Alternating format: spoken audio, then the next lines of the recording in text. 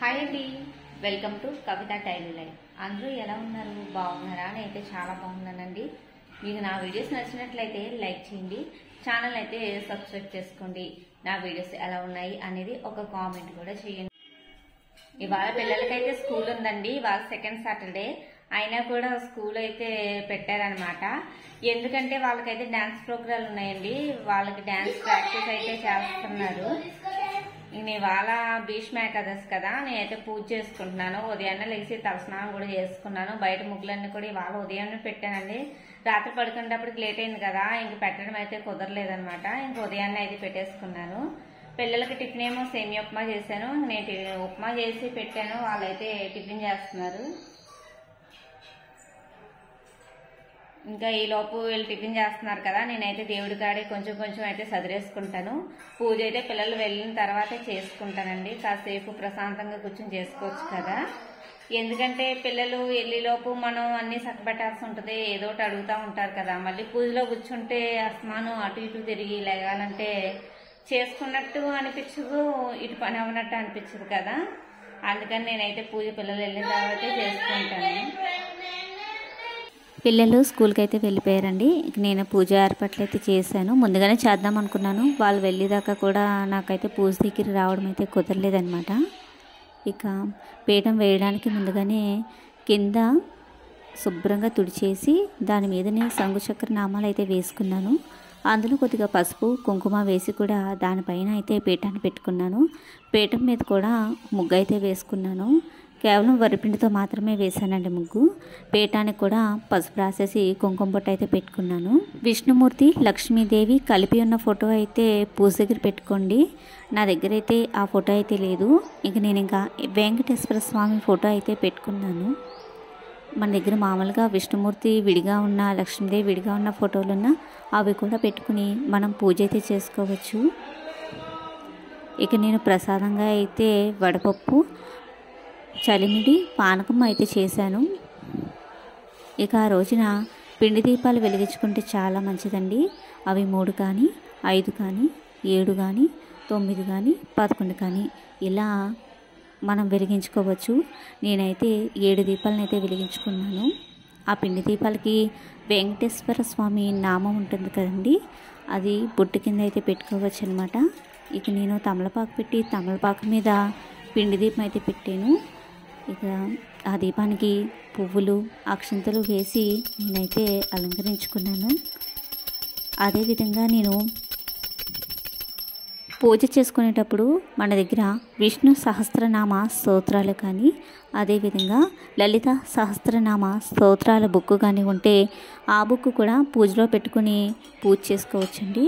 పూజ అయిపోయిన తర్వాత మనం ఆ పుస్తకాన్ని పారాయణం చేయడం కూడా చాలా మంచిది. మనం పిండి దీపాలను చేసేటప్పుడు చాలామందికి విరిగిపోతూ ఉంటాయి కదా. అలాంటప్పుడు కొద్దిగా వరిపిండి తీసుకుని అందులో కొద్దిగా బెల్లం వేసి పాలు పోసి దీపాల కింద అయితే చేయండి. విరిగిపోకుండా బాగా అయితే వస్తాయి. భీష్మ ఏకాదశి రోజున తులసి ఆకులతో అయితే విష్ణుమూర్తికి పూజ చేసుకుంటే చాలా మంచిదండి. పూజ అంతా అయిపోయిన తర్వాత నేనైతే సహస్రనామ స్తోత్రాల బుక్ ఉంది కదండి, అందులో ఉన్న నామాలన్నీ కూడా చదువుకున్నాను. చాలామందికి చదవడం కుదరకపోవచ్చు. అలాంటప్పుడు ఓం నారాయణాయ నమః అనుకుంటూ పూజ చేసుకోండి. లోపల పూజ అంతా అయిపోయిన తర్వాత నేను బయట తులసమ్మ దగ్గర కూడా పూజ అయితే చేసేసుకున్నాను. నేను సహస్రనామ స్తోత్రాలన్నీ చదువుకున్నాను కదా, దానివల్ల కొంచెం టైం అయితే పట్టిందనమాట. పూజ అంతా అయిపోయిన తర్వాత గుడికి అయితే వెళ్దాం అనుకున్నానండి. గుడి దగ్గరే కదా, ఇంకా గుడికి వెళ్తున్నాను అనమాట. పూజ అయితే చేసేసుకున్నాను. ఈ గుళ్ళోకి అయితే వెళ్ళొద్దామని వెళ్తున్నాను అనమాట. గుళ్ళోకి అయితే వెళ్తున్నామండి. అక్కన అక్కల అమ్మాయి కూడా మేము అందరం కలిసి అయితే వెళ్తున్నాము.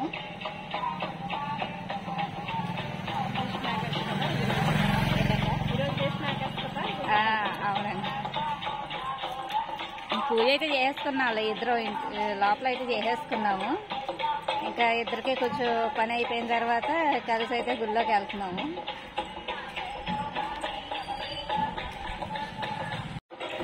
జశ్వంత్ పొద్దున్నే సైకిల్ తీసాడు. అల్లకి సైకిల్ దొక్కుంటానని చెప్పేసి కాసేపు సైకిల్ దొక్కాడు. స్కూల్ ఉందిగా డాడీ వచ్చేటప్పటికి లేట్ అయింది. లేక ఇంకా అప్పుడు వెళ్ళారన్నమాట. వెళ్ళలేదు. ఆ సైకిల్ నచ్చట్లేదంట, ఆ లక్ష సైకిల్ తీసుకొస్తున్నాడు. ఇప్పుడు అడుగుతున్నాడు లోపలికి వెళ్ళాక, నాకు కూడా పెద్ద సైకిల్ కొనియమ్మా అని. ఎందుకురా దొక్కోండి ఇద్దరుని, తర్వాత కొంచెం పెద్ద అయ్యాక కొనిస్తారా అని చెప్పాను.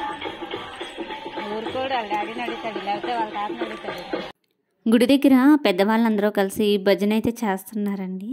చాలా బాగా చేస్తున్నారు. ఒక పక్కన పెద్దవాళ్ళందరూ కలిసి భజన చేస్తుంటే అక్కడ ఒక చిన్న పిల్లోడేమో డ్యాన్స్ చేస్తున్నాడు. నాకు ఆ పిల్లని చూడగానే చాలా నవ్వు వచ్చింది. భీష్మ ఏకాదశి కదండి ఇవాళ, అందుకే జనం చూసారా చాలామంది ఉన్నారు. అసలు చాలా దూరాల నుంచి కూడా ఆటోలు వేసుకుని వచ్చి టిఫిన్లు కూడా చేస్తున్నారండి. అంత జనం ఉన్నారనమాట.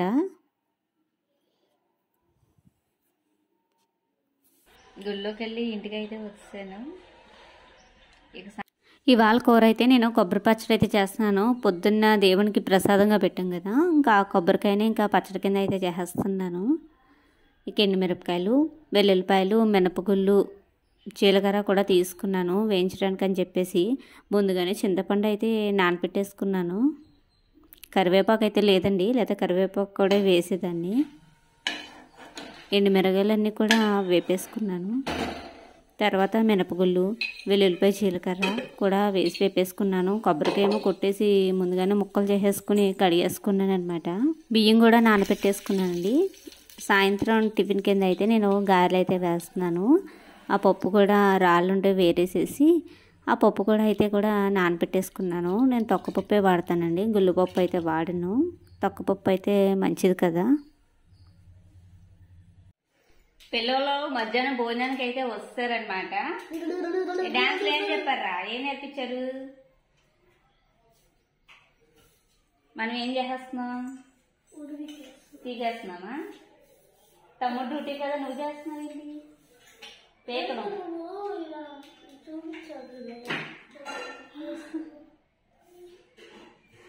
ఈ వస్తువుని ఏదో విధంగా సెట్ చేసేయాలి. అప్పటిదాకా మనకు మనసు ఒప్పదు అసలు. ఏమా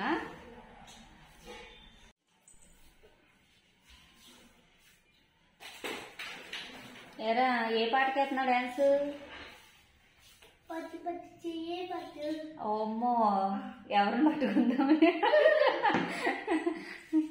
ఎవరెవరు? గ్రూప్ డాన్సా, సింగిల్ డాన్సా?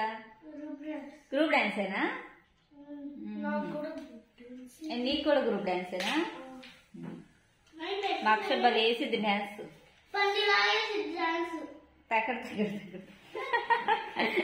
అక్షయ ఇదిగా హాయ్ చెప్పు. హాయ్ చెప్పు, పొద్దున్న వస్తా.